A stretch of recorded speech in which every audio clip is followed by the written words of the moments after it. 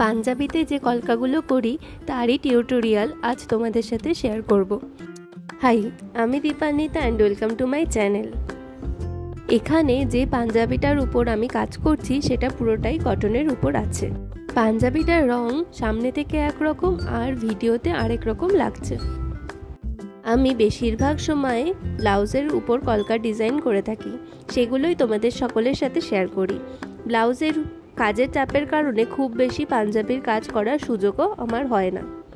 তবে এই পাঞ্জাবিটা প্রায় 3 মাস আগে থেকেই একজন দিদি করার কথা বলে রেখেছিলেন, যদিও তার কোনো ডিজাইনের ব্যাপার ছিল না, আমি যেরকম করে দেবো সেটাই তিনি নেবেন বলেছিলেন। আর কেউ যখন বলে নিজের মতন কাজ করতে তখন এক আলাদাই আনন্দ লাগে। যেই দিদি এই অর্ডারটা দিয়েছিলেন তার একটাই মাত্র দাবি ছিল, শুধু একটু কলকার টাচ রাখতে হবে। আমি সেইটা মাথায় রেখেই কাজ করার চেষ্টা করেছি।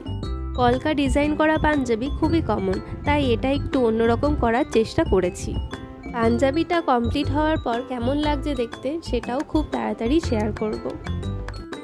আমি ব্লাউজ বা পাঞ্জাবি যে কোনো কিছুর কাজ করার সময়ই কাপড়ের নিচে কার্ডবোর্ড বা খবরের কাগজ নিয়ে নিই, যাতে রংটা এপাশ থেকে ওপাশে না লেগে যায়।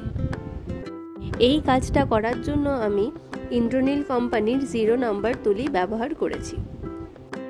তোমাদের মধ্যে একজন আমাকে জিজ্ঞাসা করেছিলে, ফেব্রিক রং যদি শুকিয়ে যায় তাহলে কি জল মেশানো যাবে?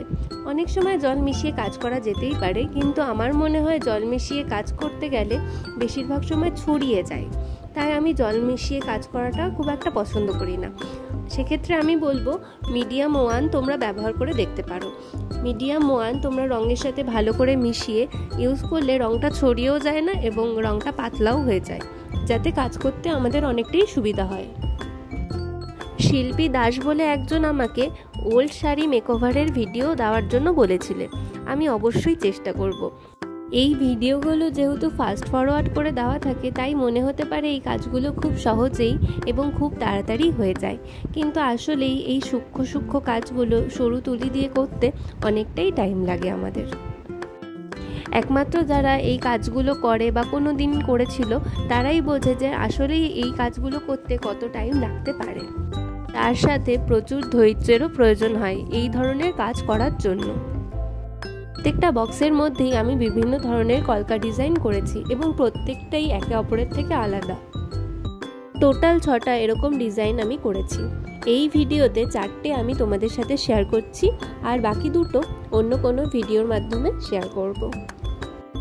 অনেকেই জিজ্ঞাসা করে যে এই জিনিসের দাম এত বেশি হয় কেন, একটু কি কম করা যাবে না? তখন মাঝে মাঝে খুব রাগ হয় আর বলতে ইচ্ছা করে এই যে প্রত্যেকটা ডিজাইন আলাদা আলাদা করে করছি সেটাও ভাবতেও তো কিছুটা টাইম লাগে।